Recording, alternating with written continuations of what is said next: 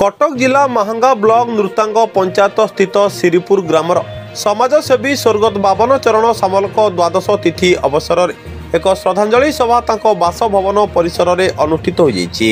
शिक्षाविद माधव चंद्र पंडा सभापतित्व में आयोजित सभार मुख्य अतिथि भाव पूर्वतन मंत्री प्रताप जेना सम्मानित अतिथि भाव पूर्वतन ब्लॉक अध्यक्ष राजकिशोर जेना नृतांग सरपंच पवित्र मोहन बराड़ आनंदपुर सरपंच प्रतिनिधि ललित मोहन बराड़ शिक्षाविद अभय चरण पंडा समाजसेवी श्यामसुंदर स्वाई जलधर परिडा सुरेन्द्र माढ़ई रवीन्द्रनाथ सामल अच्युतानंद सामल अनंग महापात्र पाला गायक हेमंत कुमार दलई शंभुनाथ बारिक प्रमुख जोगदे स्वर्ग सामलक बहुमुखी प्रतिभा उपरे आलोचना करने सह तांको फोटोचित्र रे पुष्पमाल्य अर्पण करी श्रद्धांजलि अर्पण करथिले। एही कार्यक्रम रे ब्रह्मानंद सामल माधव चंद्र सामल अभय कुमार सामल अनिल सामल पुष्पलता सामल सस्मिता सामल दीप्तिरंजन धल सत्यरंजन प्रधान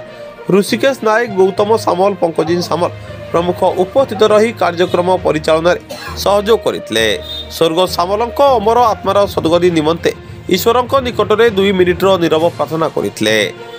कटकरू रमेश साहू रिपोर्ट सूर्यस्त न्यूज। मु हूँ माधव चंद्र पंडा स्वर्गत बामन चरण सामलंकर द्वादश तिथि जो स्मृति श्रद्धांजलि सभा होची मो संचालक भाव में कार्य करुँची एवं मो सहित आम तांकर सहपाठी अति प्रिय शिक्षाविद श्रीजुक्त अभय चरण पंडा अच्छी आउ अन्य सहपाठी भितर जलधर परिडा सुरेन्द्र चंद्र माढ़ई अनंग महापात्र एमाने सब उपस्थित अच्छा। आज आम से स्वर्गीय आत्मा प्रति श्रद्धांजलि ज्ञापन करने सहित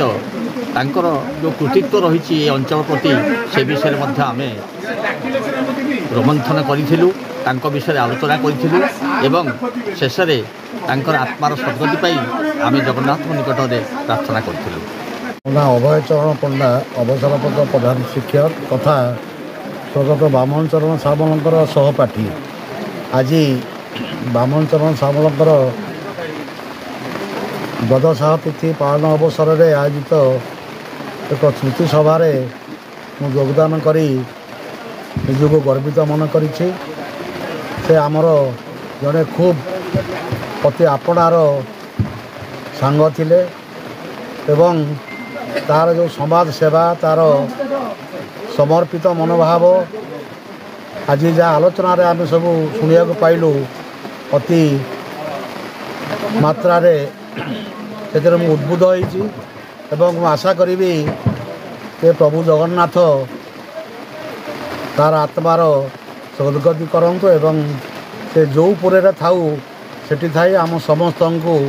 प्रेरणा दौ एवं तार आदर्श अनुप्राणित होगापी आमको उत्साहित।